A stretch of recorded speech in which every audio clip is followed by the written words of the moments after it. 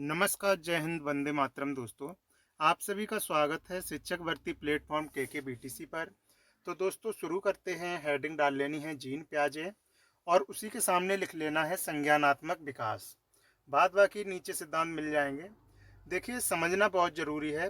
प्याजे, अगर हम बात करें प्याजे साहब कहाँ के थे, इन प्याजे साहब के संज्ञानात्मक विकास के सिद्धांत को क्या क्या कहते हैं और इनकी कितनी अवस्थाएं हैं, ये एग्जाम में बहुत आता है, जहाँ से क्वेश्चन 100% आता है।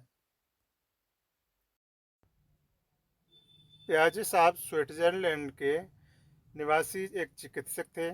संज्ञानात्मक विकास को ज्ञानात्मक विकास का सिद्धांत भी कहते हैं। साथ ही साथ इन्होंने अपने बच्चों पर प्रयोग किया था।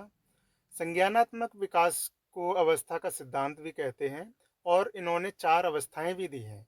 तो वो 4 अवस्थाएं कौन कौन सी है, तो देख लेते हैं। पहली है संवेदी गामक अवस्था, जिसका काल है जन्म से 2 वर्ष। दूसरा है पूर्व संक्रियात्मक अवस्था, जिसका काल है 2 से 7 वर्ष तक। तीसरा है मूर्त संक्रियात्मक अवस्था, जिसका काल है 7 से 11 वर्ष। चौथा है औपचारिक संक्रियात्मक अवस्था, जिसका काल है 11 से 15 वर्ष तक। तो आज तो हमने 4 सिद्धांतों को देखा है। कौन कौन सी अवस्थाओं में प्याजे साहब ने अपना अध्ययन किया अपने बच्चों के ऊपर। अब हम उस अध्ययन को देखते हैं। सबसे पहले हम देखते हैं संवेदी गामक अवस्था, जिसकी जो एज होती है वो जन्म से 2 वर्ष तक होती है। इस अवस्था में बच्चा छोटा होता है, शिशु होता है। शिशु अगर पैदा होता है तो क्या होता है उसमें परिवर्तन। शिशु नैतिकता के बारे में नहीं जानता, सामाजिकता के बारे में नहीं जानता। अब बच्चा बड़ा होगा तब क्या परिवर्तन होंगे, जरा ध्यान दीजिए। बालक जो कार्य करता है शरीर से, इस अवस्था को संवेदी समझ होती है। यानी जो कार्य करता है बच्चा अपनी मूल प्रवृत्ति से करता है, अपनी ज्ञानेंद्रियों से करता है। ज्ञानेंद्रियां क्या है? आँख, नाक, कान, त्वचा। जैसे हम गामक क्रियाओं की बात करें तो पकड़ता है, पकड़ेगा, खेलेगा, लिखेगा, चूसेगा। तो नोट में लिख लेना है, प्रकाश के प्रति सचेत हो जाएगा। अगर हम जैसे बच्चे के ऊपर टॉर्च मारेंगे तो बच्चा एकदम से चकाचौंध हो जाएगा। तो याद रखिएगा, संवेदी गामक अवस्था जन्म से 2 वर्ष के अंतर्गत आता है। अब हम बात करेंगे दूसरी अवस्था के बारे में। पूर्व संक्रियात्मक अवस्था 2 से 7 वर्ष की होती है। वो इसमें बच्चा क्या करता है, क्योंकि बच्चा यहाँ पर थोड़ा सा बड़ा हो चुका है। 2 से 7 वर्ष का बच्चा कहीं ना कहीं खेलने वाला होता है। तो याद रखिएगा, इस अवस्था में बालक पड़ोसी बच्चों के साथ खेलता है। बालक चित्रों का प्रयोग करके प्रतीकात्मक खेल खेलते हैं, जैसे लुका छिपी। सही अनुपात का अंतर नहीं कर पाता है। इस अवस्था में बालक सही प्रकार का चित्र नहीं बना पाता है और इसी अवस्था में सजीवता के लक्षण देखने को मिलते हैं। उदाहरण में एग्जाम्पल में ले लीजिए, जैसे गुड़िया है। जैसे खिलौनों में जो गुड़िया आता है, गुड्डा आता है, तो गुड़िया का मतलब क्या है? बच्चा कह रहा है मेरा गुड्डा, मेरी गुड़िया, और कहता है मेरी गुड़िया को चोट लग जाएगी, बुखार आ जाएगा, इसको गिराना मत, सर्दी लग जाएगी। तो वो ऐसे काम करता है और अपने गुड्डे गुड़िया को संभाल के रखता है।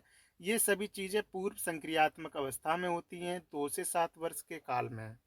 हम देखते हैं मूर्त संक्रियात्मक अवस्था, जो तीसरी अवस्था होती है, जो काफ़ी इम्पोर्टेंट है आपकी परीक्षा के लिए, जहाँ से हमेशा ही क्वेश्चन बनते हैं। तो इसमें बच्चा जो है सही अनुपात का अंतर करने लगता है। आरोही अवरोही का ज्ञान हो जाता है, घटता हुआ क्रम और बढ़ते हुए क्रम में। आकार, भार, क्रम आदि को समझने लगता है। मूर्त चिंतन भी करने लगता है। दोस्तों अब हम लास्ट स्टेज देखेंगे, औपचारिक संक्रियात्मक अवस्था। 11 से 15 वर्ष की होती है। इसमें क्या करता है बच्चा? अमूर्त चिंतन करता है। बच्चा अगर मूर्त चिंतन करेगा तो मूर्त संक्रियात्मक अवस्था में जाएगा। बच्चा अगर अमूर्त चिंतन करेगा तो औपचारिक संक्रियात्मक अवस्था में जाएगा। इसे अमूर्त अवस्था भी कहते हैं। अब यहाँ पर बात आती है कि अंकों का प्रयोग। अमूर्त चिंतन करने लगता है, यानी निर्णय, स्मरण, मनन करने लगता है। सोचता है अकेले में बैठ के, सोचता है कि समस्या का समाधान कैसे हो सकता है। तो वो अमूर्त रूप से अकेले में सोचता है और कहीं ना कहीं समस्या का पॉजिटिव थिंक करके उस समस्या का समाधान करता है। औपचारिक अवस्था या अमूर्त अवस्था में बच्चा समस्या समाधान करने लगता है, क्योंकि वो अमूर्त रूप से सीखता है। वो सोचता है और कहीं ना कहीं वो अकेले में चीज़ों को सोचता है और समझता है और समस्या की तरफ अग्रसित होता है। कार्य में अंतर भी समझने लगता है, क्योंकि बच्चा बड़ा हो चुका है।